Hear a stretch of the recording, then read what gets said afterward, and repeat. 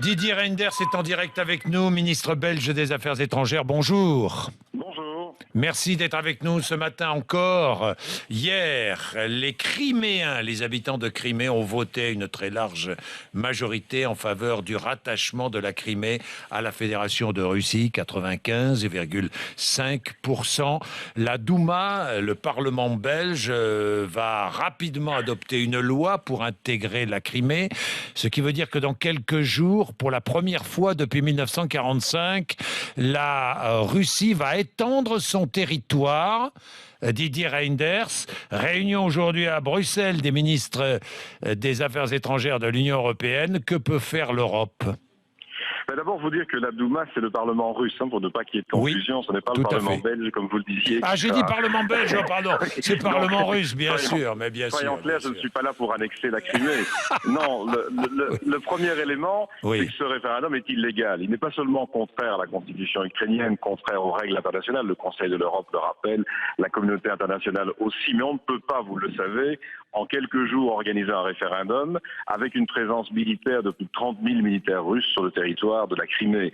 On doit le faire si un jour ça devait avoir lieu, avec l'accord de Kiev, de manière programmée, où chacun pourra s'exprimer, défendre son point de vue et puis voter en toute liberté. Ici, c'est totalement illégal et totalement sous pression de l'armée russe. Donc on doit réagir très fermement. Et réagir fermement, c'est à la fois soutenir la transition en Ukraine, soutenir le gouvernement ukrainien, mais aussi, comme le Conseil européen l'avait annoncé, augmenter la pression sur la Russie, donc passer à une deuxième phase de sanctions.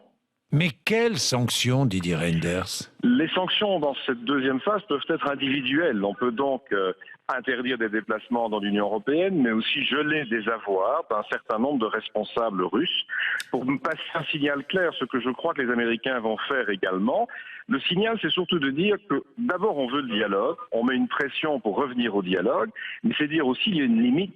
Ce qui se passe en Crimée est inacceptable. Mais on ne peut pas en plus imaginer que la Russie continue ailleurs en Ukraine, voire ailleurs sur le continent européen. Vous savez, l'inquiétude, elle est encore beaucoup plus forte dans les pays voisins de l'Ukraine ou dans les pays baltes qu'elle ne l'est chez nous. Il faut se rendre compte que tous ces pays ont une autre expérience avec la Russie dans le passé, ont surtout une très grande proximité géographique et craignent les actions que la Russie pourrait entreprendre si la communauté internationale ne se montre pas très ferme. Oui, mais Didier Reynders, très bien. Restriction de visa, gel d'avoirs de responsables russes ou ukrainiens pro-russes. Des membres du gouvernement russe aussi pourraient être sanctionnés ou pas ? Il pourrait l'être. On est pour l'instant dans une deuxième phase. Ça veut dire qu'il y en aura d'autres. Cela avait été clairement annoncé par le Conseil européen. Donc ils ne le seront pas aujourd'hui ? Probablement pas aujourd'hui à l'échelon des premiers dirigeants. Pourquoi ? Parce que le souhait, je le répète, c'est de revenir à un dialogue. Mais vous savez qu'il y a aujourd'hui une réunion des ministres des Affaires étrangères, il y a fin de semaine, un Conseil européen. Et lors de la phase précédente, nous avions organisé la même démarche. Une annonce par le Conseil des Affaires étrangères, et puis, puisqu'il n'y avait pas eu de telle escalade, une augmentation dans la gradation de premières sanctions prises par le Conseil européen. Ce sera la même chose cette semaine. Il faut bien faire comprendre à vos auditeurs que ce que nous voulons, c'est évidemment revenir à un dialogue avec la Russie. C'est évidemment avoir un partenariat avec la Russie. Mais pour ça, il faut être deux, au moins. Il faut que la Russie accepte aussi de rentrer dans les règles internationales. Mais vous savez aussi, Didier Reynders, qu'il n'y a pas unanimité au niveau européen. Par exemple, en Allemagne, les milieux économiques mettent en garde contre le risque d'endommager inconsidérément, c'est ce que j'ai lu dans Der Spiegel, les relations avec la Russie, troisième partenaire économique de l'Union européenne. C'est ce qui vous explique que la gradation est là. C'est ce qui vous explique, vous me posiez la question, qu'on ne va évidemment pas imaginer tout de suite de passer à des sanctions plus lourdes. Ça doit être progressif parce que, je le répète à nouveau, le but, c'est de pouvoir enlever ces sanctions, c'est de pouvoir reprendre un dialogue. Mais soyons clairs, et on va en parler dans les prochaines semaines, ceci démontre qu'on devra notamment dans l'Union européenne refaire un effort en matière de défense commune ou de politique étrangère commune. Mais sur le terrain économique, comme le demandent certains acteurs du dossier économique allemand, il va falloir reparler, par exemple, d'énergie.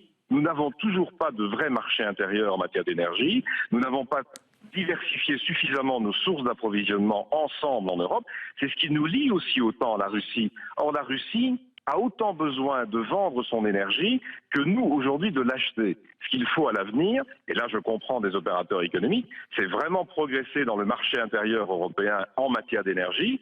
et continuer les efforts que l'on fait, notamment en matière d'économie d'énergie, pour pouvoir dire à la Russie, si vous continuez, nous allons nous approvisionner ailleurs, nous allons travailler autrement. Tout ceci démontre, et ça c'est exact, qu'il y a encore une faiblesse de l'Union européenne dans sa démarche internationale, à la fois parce qu'elle n'a pas voulu franchir le pas d'une défense intégrée ou d'une politique étrangère encore plus intégrée, mais aussi parce que nous hésitons dans certains dossiers économiques. Sur l'énergie, si l'on était plus fort, on pourrait être plus fort vis-à-vis de la Russie. Merci Didier Reynders, merci.